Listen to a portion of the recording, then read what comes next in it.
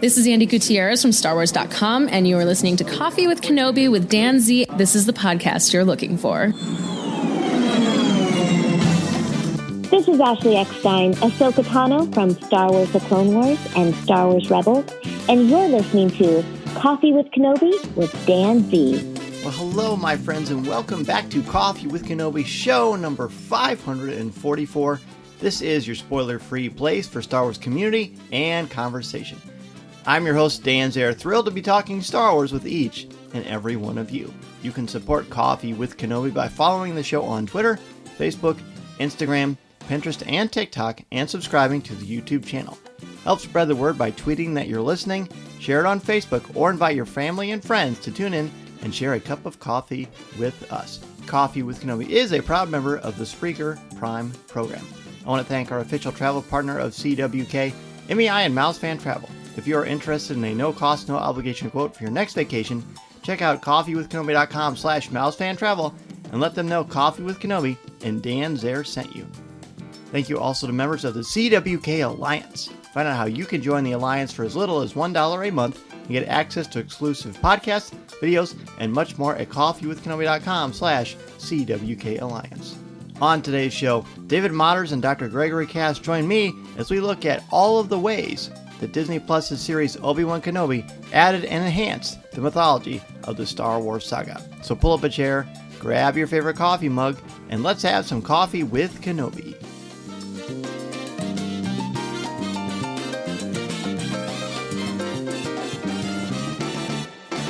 So who talks first? You talk first? I talk first. Joining us today for a cup of coffee to talk about the Obi-Wan Kenobi series on Disney Plus, now that it's all wrapped up, and decide and sort of decipher what it has added and contributed to the Star Wars canon. So I've got two Star Wars experts on today's podcast. First, from Star Wars Reactions, Mr. David Motters. How you doing, guys? Good to be on with you. Good to have you on too, David. We, of course, always love listening to Star Wars Reactions with you and Mr. Aaron Harris, and I thought you would be a great guest to have on this alongside. We like to call him, and he coined this term, but I really like it, a professional Star Wars podcast guest co-host, Dr. Gregory Cass. Greg, welcome back to the show. Oh, thank you so much. You know, actually, my co-host Greg McLaughlin once told me it's really good to get invited once, but it's the second invitation that means the most. So I accept this with a warm heart. Thank you so much. Well, I'm happy to have you, my friend. Looking forward to really enjoyed meeting you and spending some time with you at Star Wars Celebration last month too. It seems impossible that was that long ago already. I want to go back. I want to go to London. We'll see. I hear you, my friend. I hear. So this was predicated on, looking at the show. We're going to do an overall reactions to the entire series on CWK Prover, but I really wanted to look at what this series has added to the lore of Star Wars. I thought from the very beginning it was pretty daunting to tell the story because there's a 19-year gap between Revenge of the Sith and A New Hope, and there are certain lines and ideas and concepts that happen in A New Hope. And I thought, Obi-Wan Kenobi can't meet Luke before, or that will mess things up. To my way of thinking, from my certain point of view, it did not. In fact, it added to what I love about Star Wars. And I have a feeling that the two of you agree. So we've come up with our top 5 lists. David, I'm going to have you go first. First off, before you give your number 5, how did you come up with your list, and are they in any certain kind of an order? Are they from least to greatest, or are they just kind of 5 things that came to your mind? Well, I guess I made a list 5 to 1. I did too. Yeah. And I guess I was looking at it more from even the effects of the Obi-Wan Kenobi series on Star Wars in general, not just lore. Yes. I don't know if that fits and if that's okay. Absolutely. I think that is spot on, my friend. Okay. All right. So I'll start with my number 5. Please. I started with this. It's the first thing I thought about when you had asked me to come on the show, and it's the word nostalgia and how very powerful this feeling is.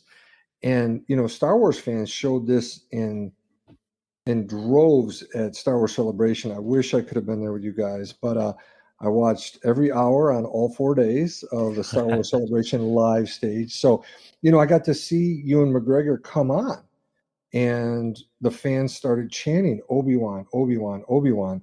Every time him and, Hayden Christensen came on the stage there, the fans were going nuts. And here we are 20 years after Attack of the Clones, and the nostalgia is as powerful as ever, and it's wonderful to see. This nostalgia factor made it the number one streamed 2-part opener for Disney Plus in its history.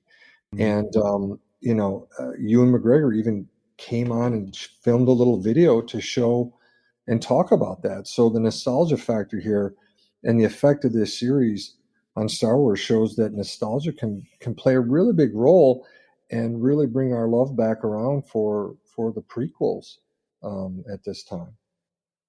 I love that. What a great way to start it, because this is going beyond the story itself. It's sort of the story behind the story and just the feelings we have as Star Wars fans. Great start, my friend Greg. We are on to you, my friend, for your number 5. Oh, nice. And yeah, David, that was a really nice thought. It made me think of nostos is in Greek is return, right? So that's how it felt for all of us, and I think especially for Ewan and Hayden is a return to this place and this wonderful community, which has its dark sides but is wonderful primarily. So I did my list. I did 5 to 1, and I wrote down my 5, and then I tried to kind of rank them in terms of what meant the most to my fandom, to my understanding of the Star Wars universe. So my number 5 is, I thought this was a really important moment in understanding Obi-Wan Kenobi, particularly in regards to attachments. And I said this was his turning point on attachments in a lot of ways. So Obi-Wan Kenobi has been my favorite character since at least episode 1, probably a little before that. And one of the things that I think he gets characterized as is the total dutiful Jedi, right? The monk who does everything exactly right. And in the prequels, I think that means that he avoids attachment. And we've learned a lot about that in the Clone Wars, and that he, would have walked away with Satine, but chose not to. He was devoted to the Order. As I look at the experience we had with him over these 6 episodes, I think we see a change in that character. We see that he has found a way to have attachments in a healthy way. Earlier tonight on live CWK, I brought up the moment where he's buried by Vader underneath the rock, and what changes his mind, what changes the kind of path of that duel, is he's able to think of Luke and Leia, and he realizes that that's why he needs to fight. That's why he needs to continue. And to me, that's an embrace of a healthy kind of an attachment, not Anakin's type of obsessive controlling attachment, but a real beautiful, I care about these children and I care about making sure they control the future. And so I think I didn't know Obi-Wan had that change, but now I understand that when we meet him in A New Hope, he's had that effect, or that has affected him. A lovely sentiment and a powerful start as well. And I was really glad when you brought it up on CWK Live, because that is certainly, by the numbers, it teaches us more about him and more about this story and why it's important, why it has weight. And I've always found it interesting that attachment is not a synonym for obsession, but that's sort of how it's ingested by different members of the Jedi Order and how they perceive what their duty is and what their obligation is to the code, to the creed, to the dogma, as our friend Sheev would say. Interesting. When I made my list, I typically find with these top 5s, whether it's here or CWK Live or CWK Prover, I often find I write them down in the order that I want to share them. And the last one I wrote down, my number 5, is just Qui-Gon's training. The fact that we get to see Liam Neeson as Qui-Gon Jinn, albeit briefly, saying, you know what, I've been here. I don't know the exact line, but something along the lines of, I've been here all along. I've just been waiting for you to be ready, which is absolutely beautiful, absolutely poignant. And the fact that Obi-Wan Kenobi essentially cut himself off from the Force for 10 years. I mean, not to the extreme that Luke did in The Last Jedi, or maybe he did. I suppose that remains to be seen. And the fact that he was sort of mired in his own feelings, which I'll get to later on my list, I think add to that. But it only makes sense that we would see Liam Neeson as Qui-Gon Jinn. He's lent his voice, and his son has lent his voice to the Tales of the Jedi series that's coming out.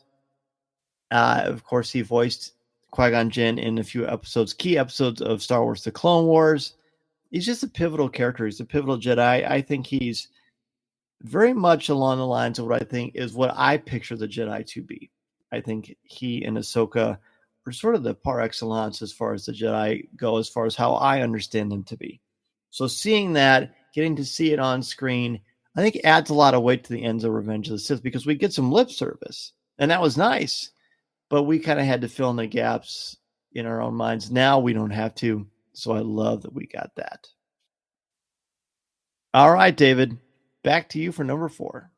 Yeah, when we think about this span of time between episode 3 and episode 4, it is a pretty extensive period of time, and to get more information during this time period was really, really cool. One of the things that really stuck out to me, and I've talked about this on Star Wars Reactions, is Charles Soule's 2017 run of Vader.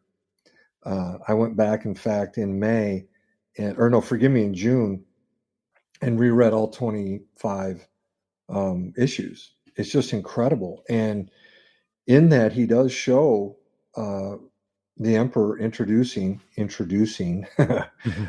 Vader and the Grand Inquisitor, and then the rest of the Inquisitorius, and it's just so well done. And it's amazing that something that came out in 2017, you're basically looking at, when's Charles Soule writing this, in 15 or 16? It comes out in 17, and now we see it play out in this series. And so I would highly recommend that to any Star Wars fan. At the same time, I really enjoyed and wanted to see more of the Inquisitorius. We get to see their Fortress Inquisitorius, I think, right? And and several of them. Now, in Charles Soule's run, we don't see Reva, but we see the fifth brother, who we see in this series, and so on. Now, they didn't play that out a whole lot, but it's neat to see how the Emperor is setting up a scenario where really he doesn't want Vader to go on a whole bunch of wild goose chases, and he has the Inquisitorius do this. Now, of course, one of perhaps Dan's favorite aspect of Star Wars is Star Wars Rebels, and they really start to show this. And the Emperor sends this crew out to deal with different Rebel cells, and so I love seeing something that we saw in Rebels and in Charles Soule's Vader run come to life, to live action, and it really lays out some of that background and kind of the pecking order of what they've got going on: Emperor, Vader, Inquisitorius. And so that was really, really cool. I think I'm glad you pointed that out, because it does pull in a lot of different things from the overall lore of Star Wars. And, we've got a story group, and they're the cream of the crop, and they know their Star Wars backwards and forwards.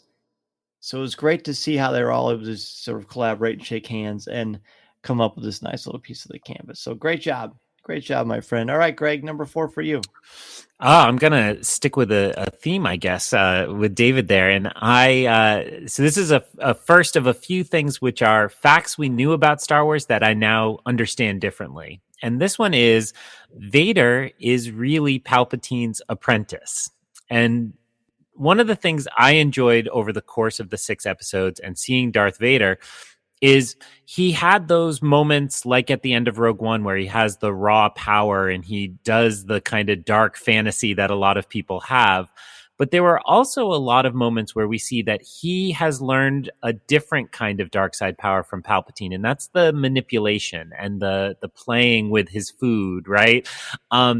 So particular to me, a couple moments that stood out. One is letting Obi-Wan go essentially at the end of the third episode after their initial confrontation.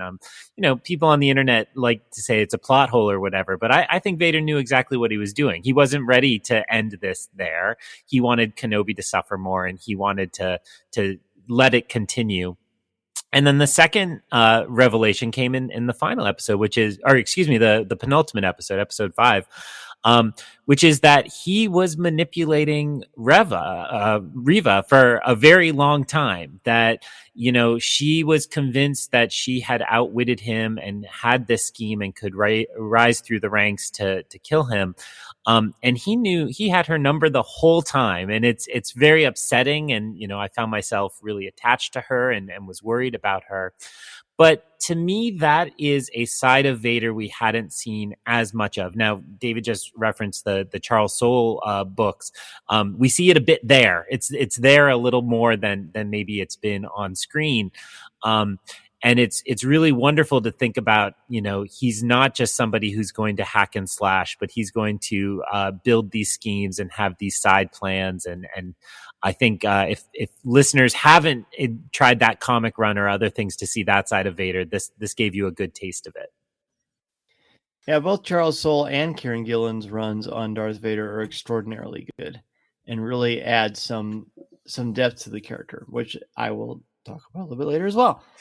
But number 4 for me is a layered Obi-Wan Kenobi. That's what I feel like we've really gotten from the series. Greg, I know you said repeatedly that Obi-Wan is your favorite character. David, I know you think very highly of him as well. Of course, I love Obi-Wan Kenobi. He's the name on the podcast, Coffee with Kenobi. And I know I've said this many times too, but the first time I had Steve Sansweet on, I said, "Why is it called Rancho Obi-Wan?" He said, "Well, it's not called Rancho Jar Jar." Obi-Wan Kenobi is a great character, but I, as much as I always liked him, I maybe would have put him in my top 10. I knew he was great, I knew he was important, but I just never connected with him. But Ewan McGregor's performance in this Disney Plus series completely changed that for me, and it happened, I think, at the end of chapter 2 of part 2, when he first learns that Anakin Skywalker is alive. And then it all starts to click. The guilt he has, the way, as I mentioned earlier, that how he treats his gifts and his abilities and the Force. He's everything he does is based on fear or coming from a place of a lack mentality. It's with good intentions, but that's not who he is. That's not what he does. And once he gets out of his own way, starts to make peace with that, and confronting Vader several times, shows me what kind of character, what kind of person he is. His compassion for Leia and later for Luke, his frustration with himself, his connections with Owen, all of these things combined really make for a really interesting character. And again, I really believe firmly that if not for Ewan McGregor's performance, I don't know if I would have gotten that. But his eyes tell so much. Greg, you shared the same airspace with Ewan McGregor. The power this man has, right? And the charismatic actor, but a very, very serious person. There's some great lightsaber stuff. His use of the Force in part 6 is extraordinary. But it's the heart, it's the emotion, it's the passion, and it's the complexity that is Obi-Wan Kenobi that really brought him to the forefront of my favorite Star Wars characters. If not for the series, I feel pretty confidently, even with the great performances by James Arnold Taylor and Ewan McGregor and Sir Alec Guinness, I don't think I would have gotten there if not for this series. So I'm very grateful for that. Mm-hmm. David, back to you for number 3. Oh, Greg, go ahead. You're going to say something? I was just going to say, I watched, probably 300 fans cycle past him, and he made everyone feel special. Like the man is magic, and that is a talent not everybody has in those kind of awkward photo op autograph settings. So here on the performance, but also glad you mentioned James Arnold Taylor, because too often people go Alec Guinness to Ewan and forget that third person. And he stewarded this character for, a good number of years. And we're lucky to have him as well as a part of that. Oh, one of my favorite people. I've said this many times. The most nervous I've ever been interviewing someone on the show is Ewan McGregor and James Arnold Taylor, and they both are wonderful. David, back to you for number 3. Yeah, I wanted to piggyback off yours, Dan, with Obi-Wan and the lore in this character. You know, I was curious to see what they would do with him 10 years after Order 66. Mm-hmm. And, you know, again, in the interview you did with Ewan and some of the other interviews that I had seen with him, he was talking about how he had lost everything, this character. And that fascinates me because, again, during my day job as a psychologist, I'm dealing with people where things aren't going well. There's an old saying, no one comes to my office happy, right? Because if they were, why come see me? What's the point, right? They're doing fine. And so, like you said, Dan, in terms of the layered performance of Ewan McGregor, one of the things that struck me is the old saying from the poem La Desiderata, right? It's I'll modify it because I think it says the true test of a man's character, but how about the true test of a person's character is not when things are going well. It's after their heads have been bowed by defeat, disappointment, and failure. And that's where they start this. And to see him come up out of that and care for Leia, like Greg said, and you said, Dan, that's tough to do. It's tough when you're feeling miserable and down. You know, the whole Jedi Order has been destroyed.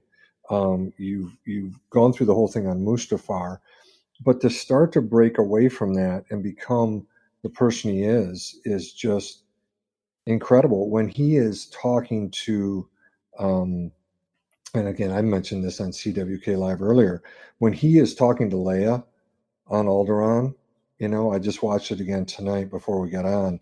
I'm just in tears to go through everything he went through, but to kneel down and just love this little princess and support her and give her some information and background in a positive light about her parents is just incredible to see. So from the start to the end of this series, at least episode 6, part 6, is a really neat progression. Yes, it is. Yes, it is. And as you were saying that, it was fun to watch Greg's face because I could tell, I could see the wheels turning, my friend. And so, what is your number 3?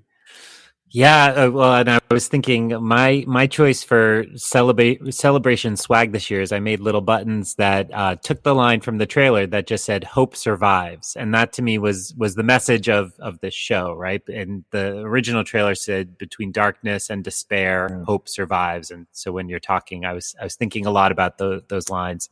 My number 3 is again something we knew, but that we totally appreciate differently now, or at least I will. I shouldn't speak for everyone. Which is Leia's line from A New Hope, an unexpected one, I hope, which is the more you tighten your grip, the more star systems will slip through your fingers. And what really this show reminded me of for Star Wars lore is that the dark side cannot possibly stop the good people.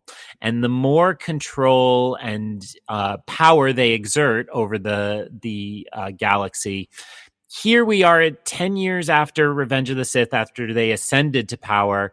We should see them at the height of their power, and they are perhaps at the height of their power. But even in that moment, there's a lot of good in the galaxy. And to me, that speaks to characters like Tala, to Roken, to Riva, to the whole path, and even to the Lars. And so there are all these little moments across the 6 episodes where one of those characters or someone else sees how evil the Empire is, how dark they are, right? Tala seeing children getting rounded up, Roken having his wife taken because she exhibits those force powers. And those are moments, to piggyback off of David, when people would give into despair, right? And I think, we see this in the real world when we see evil happening and darkness trying to overcome us. But in those darkest of times in our galaxy far, far away, that's when people turn to hope and to each other and to the light. And they decided not to give into that evil, but to work hard to make sure that people survived and that others survived. So the reminder that, power and control cannot possibly overwhelm the good is pure Star Wars to me, and something that was nice to get a refresher on. Hear, hear. Here. See, I know the Force is typically with us when we get these show co-hosts going. I love that. That's great. My number 3 is, I guess, the best way to. Well, I don't really know if there's a good way to sort of communicate my thoughts on this one. I just think it's important that we see that, yes, at the end of Revenge of the Sith, one child is raised with Bail and Brea Organa. One is raised by Owen and Beru Lars. And Obi-Wan's job is to watch over Luke. And Leia will be incognito on Alderaan. It's a very powerful, prestigious planet. Bail Organa is very well respected. Great. Wash your hands of it. Boom. But these are kids. These are people. These are individuals with a lot to offer. They're human beings. And I'm sort of disappointed in myself that I never really thought about it until Bail Organa says to Obi-Wan Kenobi, Leia's a part of this too. Leia's important too. What about your responsibility to her? And it didn't occur to Obi-Wan Kenobi, I don't think. And it certainly didn't occur to me. Because Obi-Wan's got his job, Bail's got his job. But no. They're both equally important. And I think that's easy to forget because Luke is the one flying the X-Wing. He's the one who destroys the Death Star.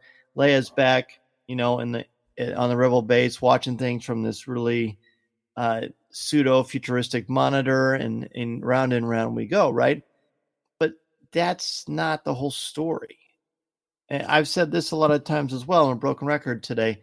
But when I wrote the Star Wars book, the entry that had the biggest impact on me was the Leia section. Because I firmly believe, and Greg, I think you'll back me up on this, when you write about something or you teach it, you learn it differently than any other way, I think, in all the different ways there are to learn. I feel like I learned more about Leia through those processes. And knowing that, and then hearing Obi-Wan realize, wait, Leia's a part of this too, and seeing the importance of Leia throughout this is just great. So it's just kind of a thought. The fact that Obi-Wan Kenobi sees they both have equal weight and gravitas, and it certainly makes more sense about Obi-Wan and Leia's connection in A New Hope, even though they don't share any screen time together. But there's clear respect and affection for each other, and I feel like this series helped me to understand why that's important as well. And I would add this with the little actress who plays Leia.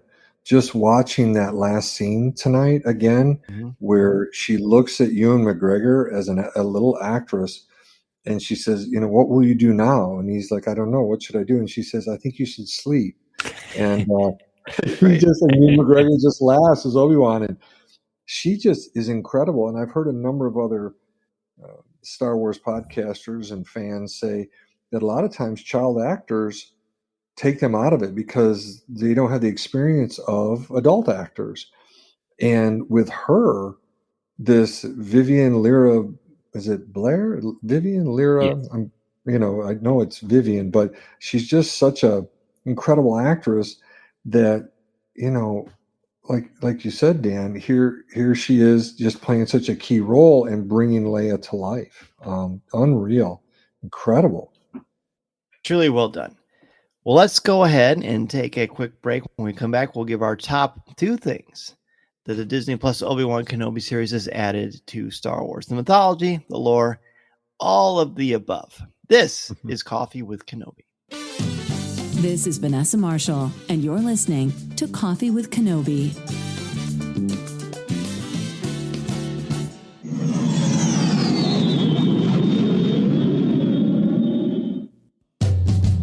We are back. We've got our top 2 things that the Obi-Wan Kenobi series on Disney Plus has added to Star Wars. And David, we are back to you with number 2. Well, number 2 for me is I was curious to see how Deborah Chow, the writers, the whole crew, and like you mentioned earlier, Dan, Story Group was going to handle the line that we hear in episode 4, and maybe you guys both have this on your list as well. But when Vader says to Obi-Wan, the last time we met, I was but the learner, now I am the master. And after that initial fight in the 3rd episode, Greg was mentioning a little bit, I was like, wait, how's this going to play out? How are they going to do this? How are they going to handle this? And I thought they did it so beautifully with this last battle that they had, and not the last, but the most recent one we've seen in this series. And I believe, I would think, again, I'm not sure what they're going to do here about is it going to be a season 2 or whatever, but I love how they handled this, because ultimately that stays intact. And he is still a learner, Vader. 10 years into this, he's still a learner, and perhaps, like Greg said, learning how to manipulate and be evil from the Emperor. But when Obi-Wan's at his best, Obi-Wan is still the master 10 years after episode 3. And so it preserves that line in episode 4. And I love it. Like I said, like Story Group was not going to address that, but I was just so pleased at how they did it. It's they know what they're doing. They know what they're doing. Deborah Chow's is a genius. Yeah. Greg, back to you with number 2. Yeah, I echo David's thought and just think, they had a very small needle to thread, and they really managed to do it impressively in so many ways. I always laugh that Vader's line from A New Hope that says, I haven't felt that presence since. And I'm sure they were all so grateful he never finished that sentence, right? if he'd said the lava planet, then we would have been in trouble. So, boy, I was sure, Dan, that you were about to take mine a few minutes ago. So I have one that's kind of close to what you just said. I was at the Celebration Live show, so I know that you and Tom synced up at that show. So I was worried I was in that situation. So again. Something that we've always known, but that I really understand now. Luke Skywalker is a Lars, Leia is an Organa. And what really struck me in the series, and this was wholly unexpected, because I didn't expect really anything from Leia, maybe just a little Luke.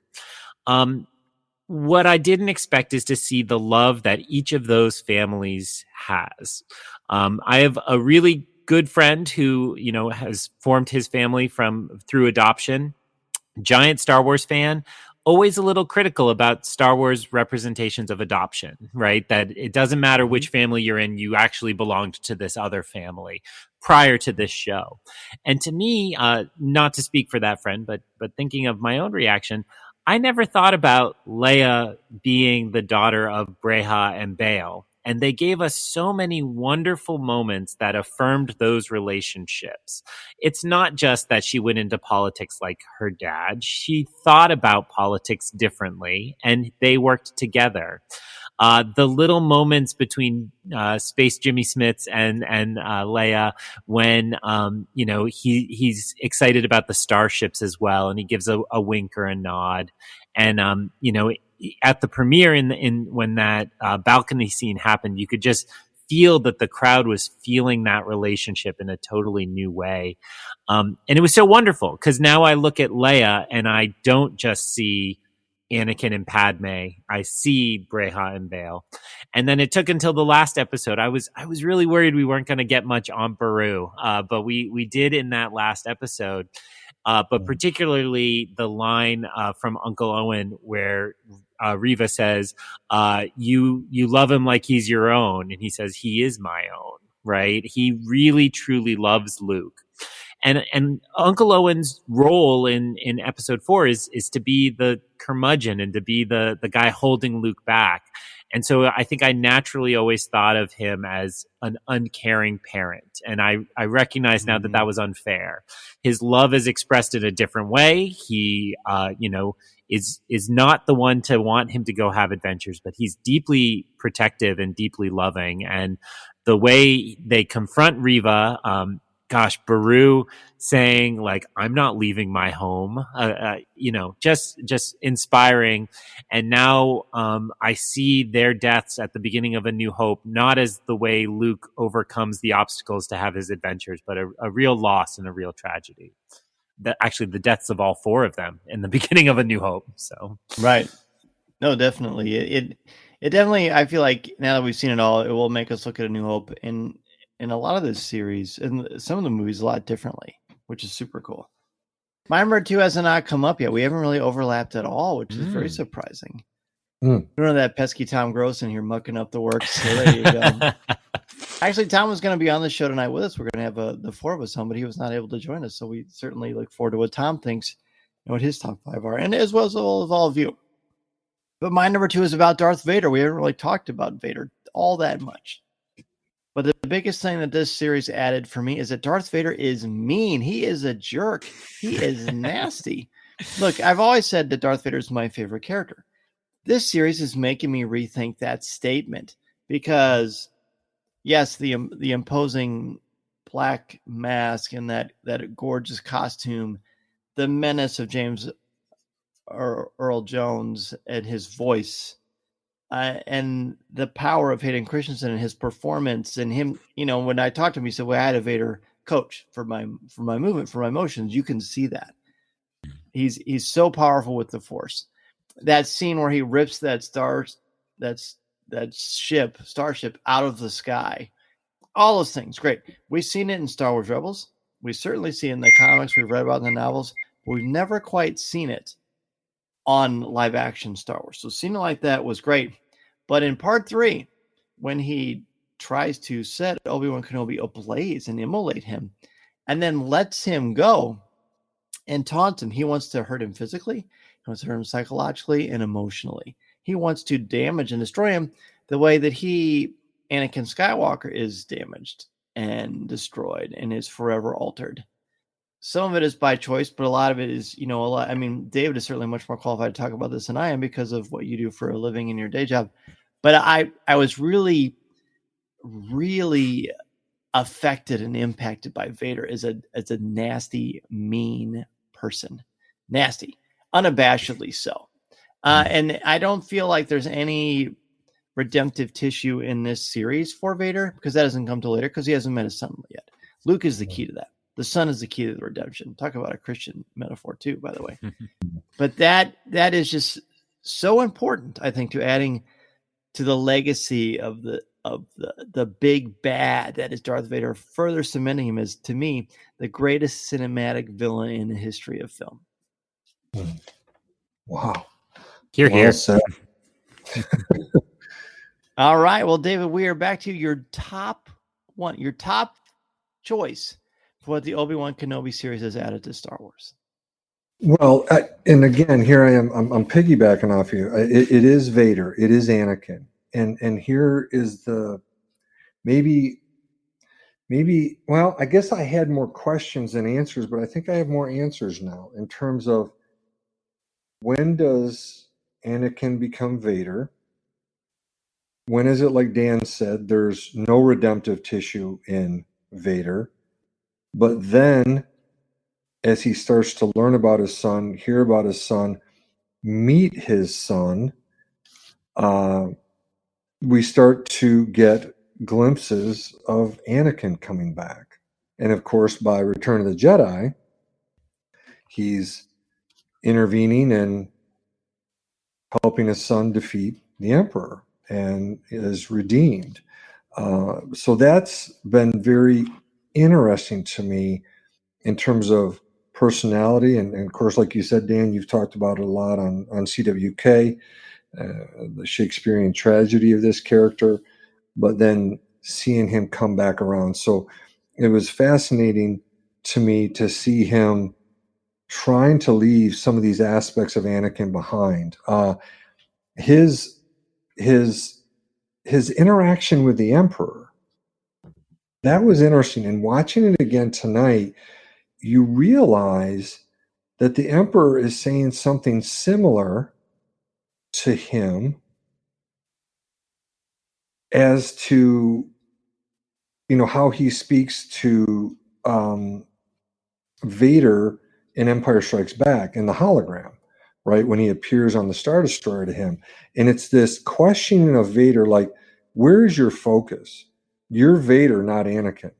Don't start saying the A word. We're not going there. Your identity is Vader, Darth Vader. And so when he questions him again. Just watching it again, I'm so glad I did. Vader is saying to Emperor, "Hey, look, don't worry. I've got probes sent out to all the far reaches of the galaxy. We will track him down. He won't evade me again." And the Emperor is just like, "What? That's Anakin Skywalker stuff, right? Tracking down Kenobi, and then of course in Empire, knowing that, and the Emperor knows that Skywalker is his son." And, this is Vader business. Don't start thinking about Anakin stuff and trying to keep him in his place. But it is neat. And just like Dan said, this redemption story, it still comes about, and it piggybacks back to what Greg said, that good does overcome evil. And we see Anakin overcome Darth. And so to see more of that play out, even Hayden Christensen's statements as Vader saying, you didn't kill Anakin, I did.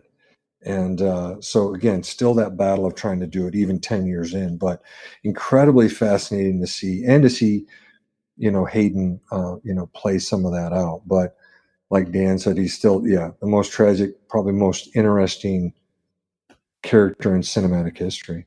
Mm-hmm. Definitely from the villain perspective, for sure. Mm-hmm. Mm-hmm. It's hard to beat Marlon Brando in The Godfather. Just saying. All right, Greg, your top choice. All right, it was close, but I am not being the Tom Gross yet. So okay, good. But I am gonna pick up on a similar line from what David just spoke about. So my number one, again on the theme of things we had been told before that we now understand why they're true. Darth Vader killed Anakin Skywalker. This is what old Ben tells Luke in A New Hope. And since Revenge of the Sith came out, as a giant Obi-Wan Kenobi fan, I will say this is the thing people like to tease me about the most, right? Obi-Wan is a liar, right? He says Vader betrayed and murdered your father.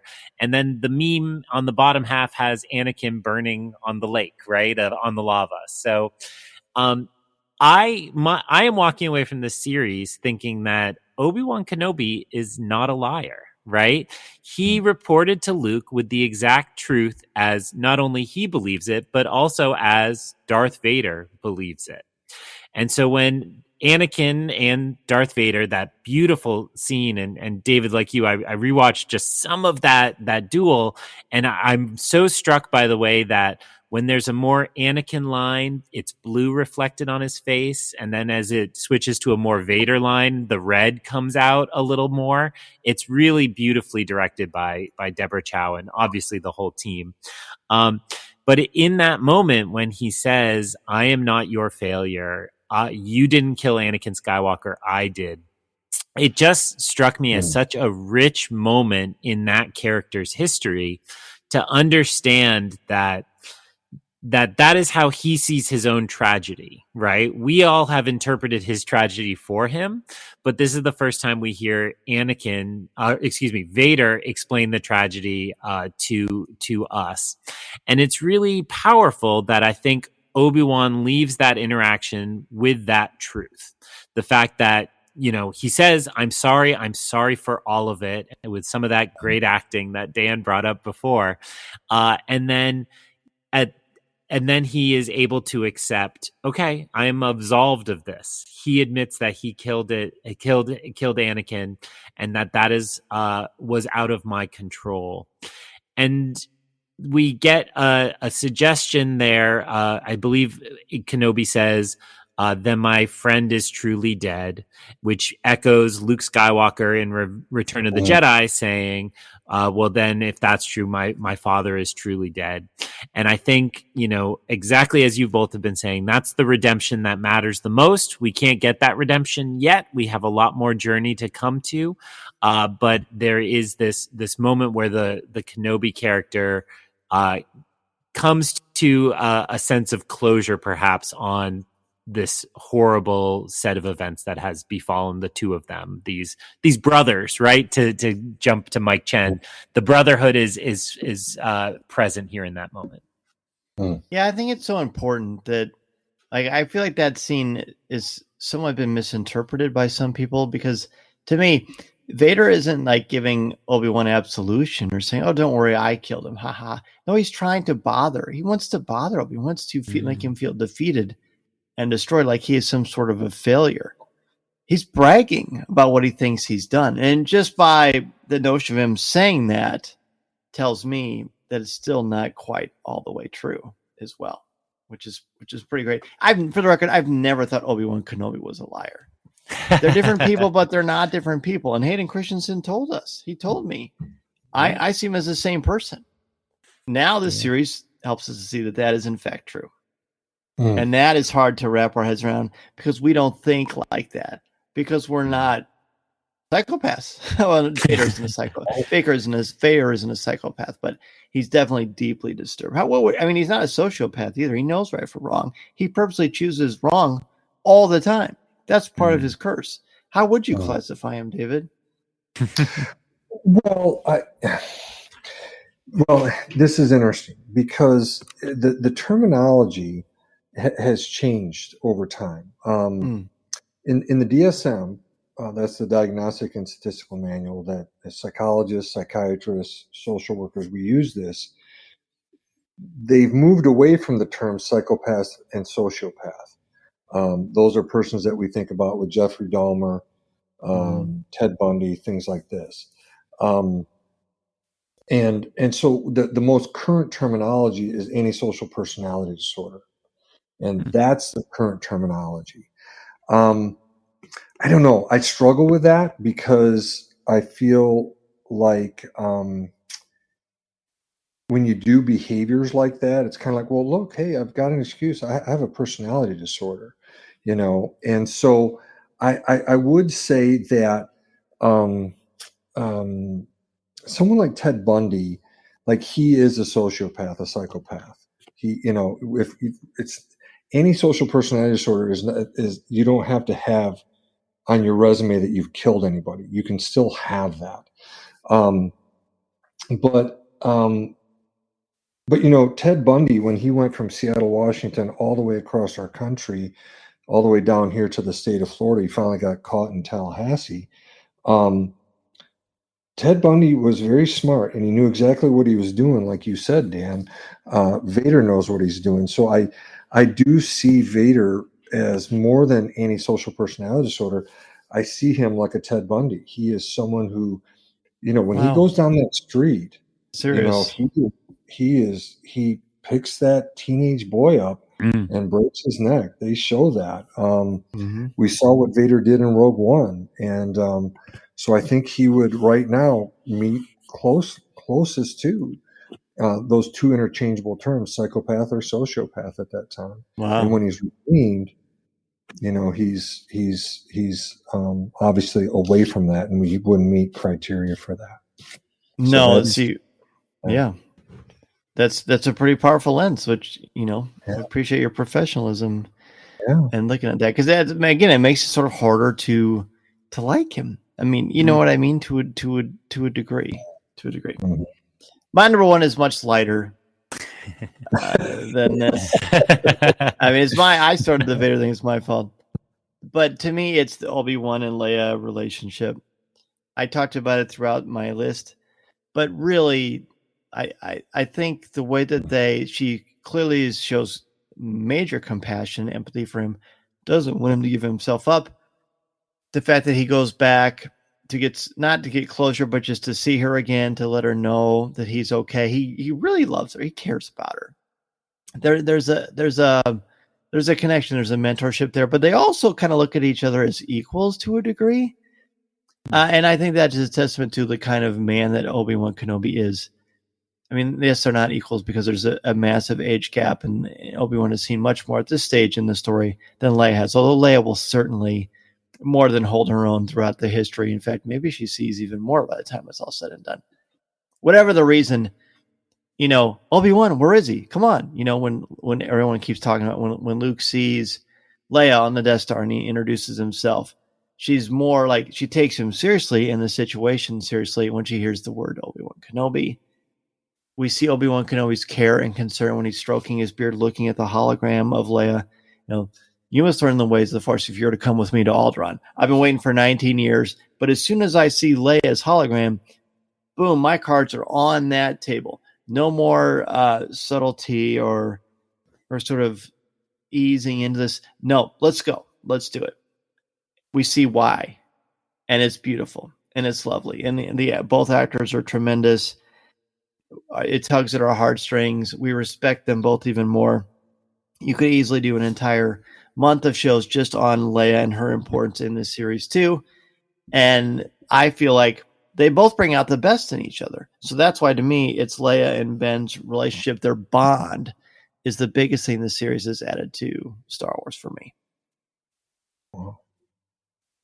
I'm far from the first person on the internet to say this, but people have said this is why she names her son Ben, and I think that is really beautiful. And a thought that there were jokes previously about what she barely met him. Why would she name her son Ben? And this series gave us just a wonderful reason why she would do that. When you just said that, I got goosebumps because that's true. It is absolutely true. I love it. Well, do any of you have any honorable mentions? The only one I was going to say was at the Inquisitors and seeing more of Vader's castle and seeing where the Inquisitors kind of set up their own home base and have their little meetings and stuff. Can you see one of the Inquisitors like, this could have been done in an email, Vader? Come on. I just love that. I just think that was a fun little honorable mention. But that's the only one I really have. I feel like I feel pretty good about our list, but David or Greg, do you have anything in your honorable mentions that you want to talk about real quickly? Greg? Only the little bit of groundwork I believe they have laid for Dr. Pershing, right? This tomb of Jedi that they're preserving. That to me felt like the long game.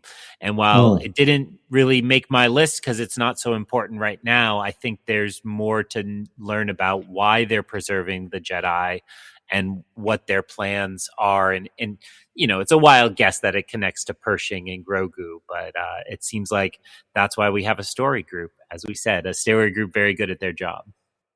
Much to learn, we still have. David, any honorable mentions? Yeah, I want to say this, and this is kind of outside of lore, but it's going to influence Star Wars storytelling for decades to come, and it's this.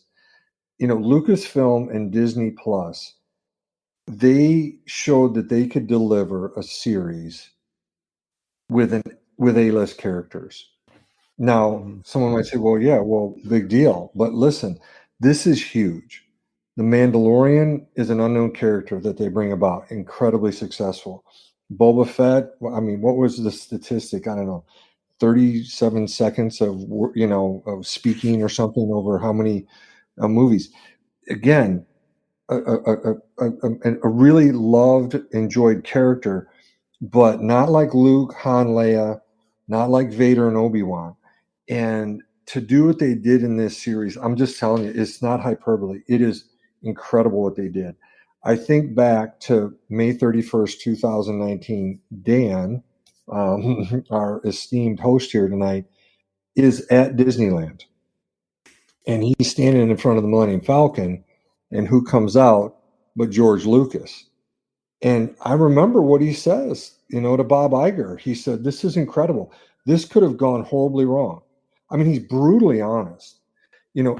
Go ahead, make a Star Wars land, see how easy it is. No, it's incredibly difficult to do. And Star Wars fans are so focused on details. That's why you hear all the Star Wars creatives constantly talk about authenticity and being true to the story and George's mythology. And so I think to myself, when this series was about to come about, and I don't know if you guys felt this way, I know a lot of Star Wars fans did, we were like, oh my gosh, please go well. I'm cheering for Star Wars. And because they did this with the A-list characters, I just think in terms of this, like when Dan asked it, the effect of this series on Star Wars, to me, it's even bigger than The Mandalorian or Boba Fett, the book of Boba Fett, because of Vader, because of Obi-Wan, the characters they use, Leia. Dan just got done talking about their relationship.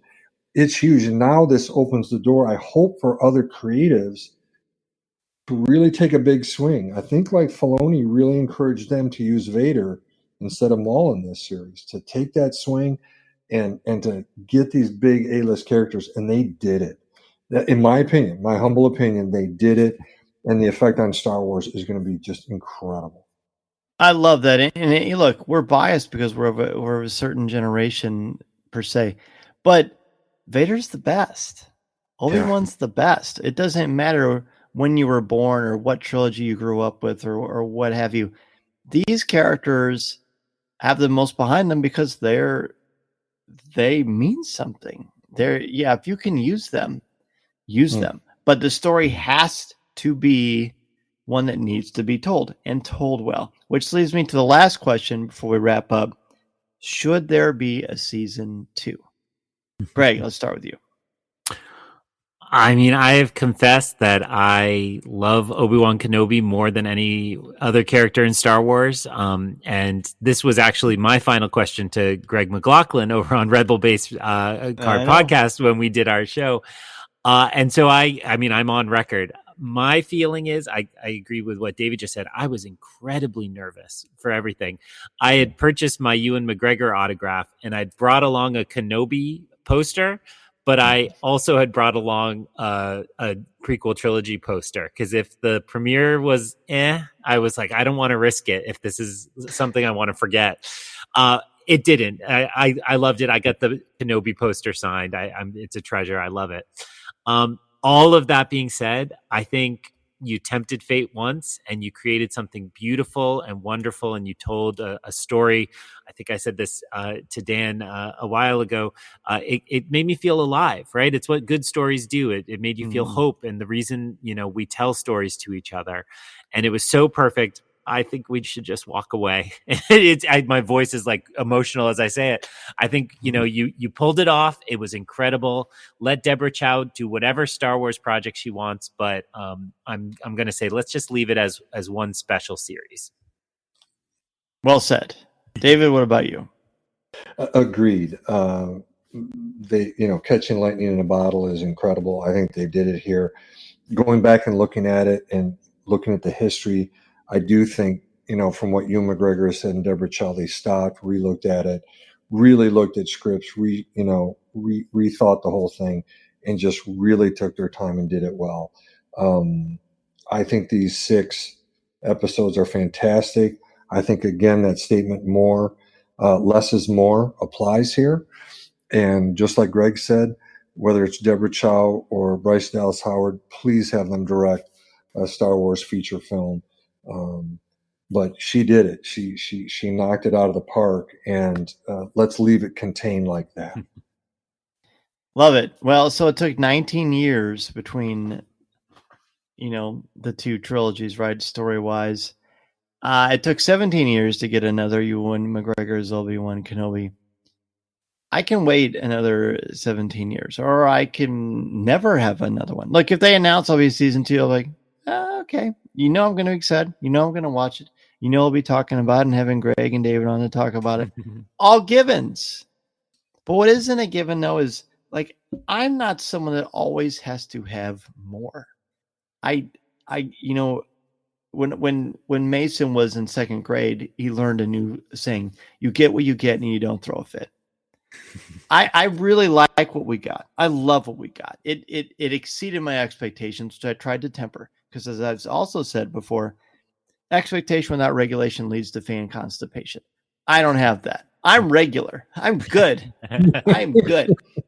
And I think there's no more story to be told. I think we've got it.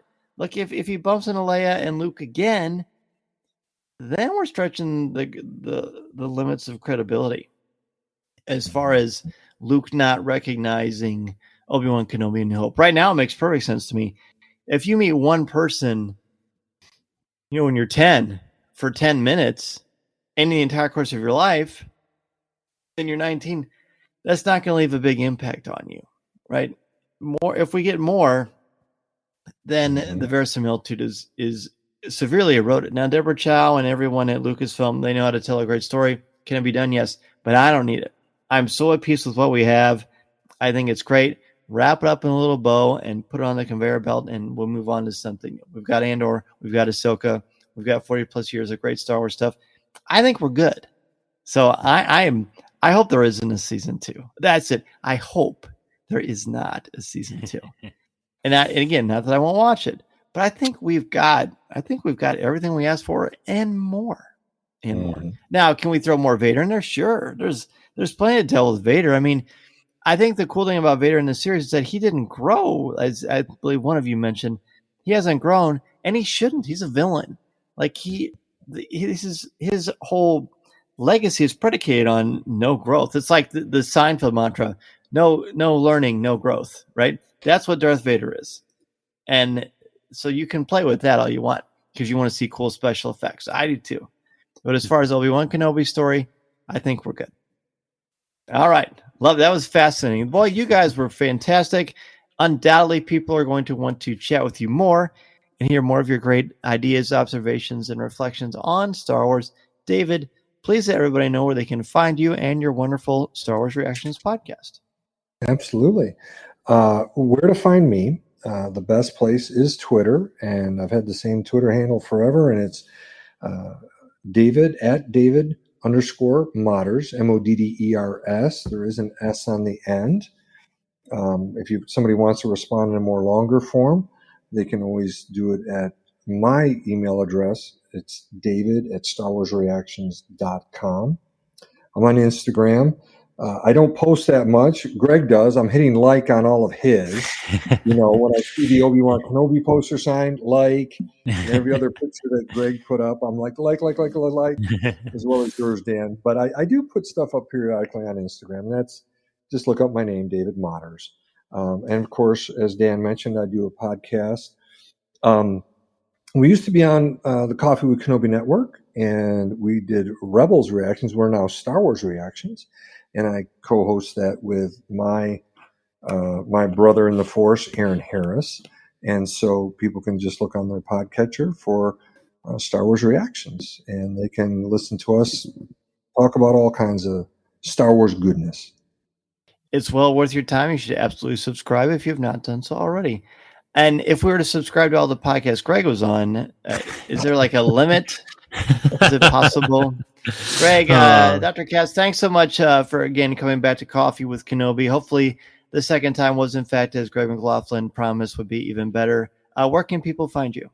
Oh, thank you again. And I just want to say it was great to get to know David a little better as well. I listened to Star Wars reactions, and I intend this as a compliment, but sometimes when I pull up your episodes and I see the runtime, I'm like, no way this is going to deserve that. And then it does. It always does when you get into those long, deep conversations. So Star Wars reactions should absolutely be in your podcast feed. I pop around a lot, but you can find me mostly on Twitter and Instagram at On Canon. So it's EYEONCANON, a nice little pun.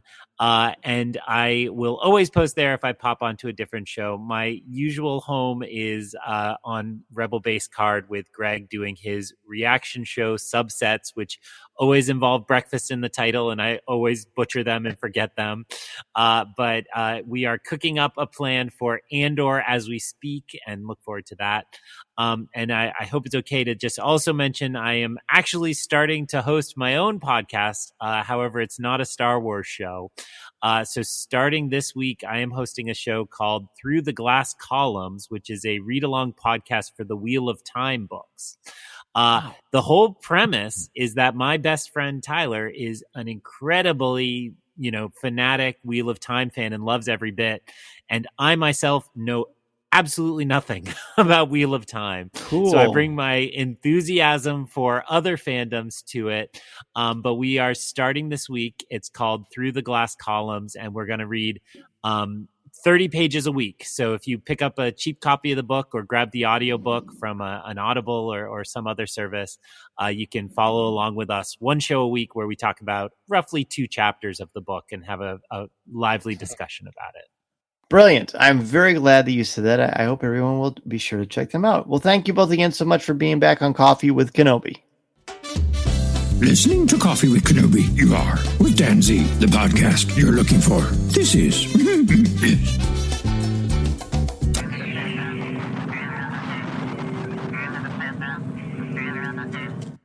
That's going to do it for this week's show. I want to thank Greg Cass and David Modders for joining me to talk about Obi-Wan Kenobi.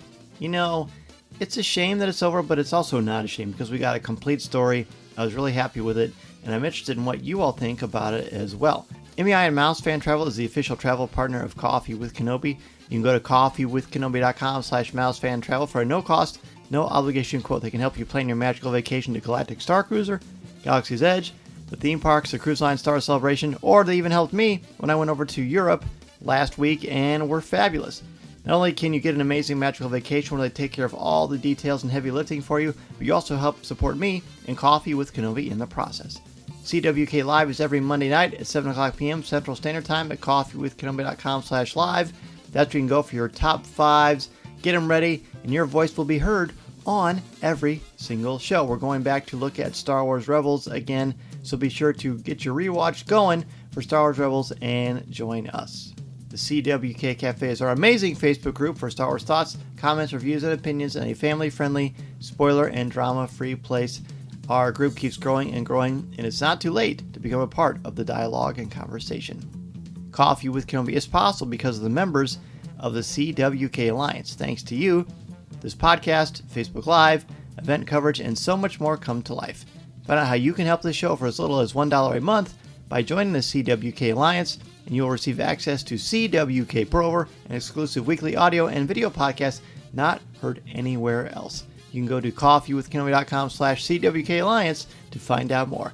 And 10% of your monthly contributions will go directly to the St. Jude Children's Hospital. So you're giving back as well.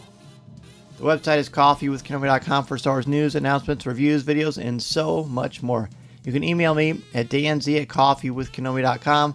Connect with me on Twitter at Mr. Zehr, MRZEHR, on Instagram at Dan Zehr CWK, where I'm adding more and more videos and stories and things to that. So be sure to go there and follow me at Dan Zehr CWK, trying to build that one up. I think it's a lot of fun.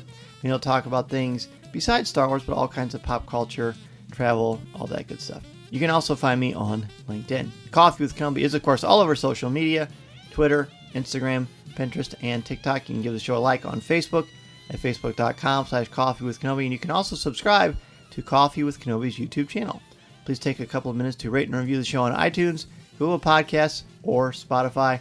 And if you like the logo, go to coffeewithkenobi.com/shop for shirts, hoodies, phone cases, laptop covers, and so much more of the amazing new Coffee with Kenobi logo. If you want to start a podcast or a blog or expand your existing brand, go to danzmedia.com and I can help you get that process started. It's one-on-one coaching. It's a really important way to sort of help find your voice, and I'm happy to help you do that. I'm also available to come to your school, conference, business, or organization to talk about how to tap into your strengths and help you bring out your very best. Help you take that first step into a larger world. Thanks again, everybody, so much. And I also want to thank everybody for your reaching out, for your texts, for your DMs, for your messages, for emails about the Coffee with Kenobi Galaxy's Edge audio tour. It was 11 months in the making. It was a huge labor of love. I wrote it, I produced it, I edited it, and I created it for you so that when you're going to Galaxy's Edge, you can get the most out of your experiences. As a Star Wars fan, we go behind the scenes of the making of it. I also explain a lot about the Star Wars mythology and how it ties in to Galaxy's Edge. You can also, by the way, if you've never been to Galaxy's Edge, put in those headphones and you'll hear the monaural sound and feel like you're a part of walking through Galaxy's Edge with me. So much fun. Have a great week and weekend, everybody. And remember, this is the podcast you're looking for. This podcast is not endorsed by the Walt Disney Company or Lucasfilm Limited. It is intended for entertainment and informational purposes only. The official Star Wars website can be found at www.starwars.com. Star Wars, all names, sounds, and any other Star Wars-related items are registered trademarks and/or copyrights of Disney and their respective trademark and copyright holders. All original content of this podcast is the intellectual property of Coffee with Kenobi unless otherwise indicated. This is the podcast you're looking for. There's no one here. Move along. Move along.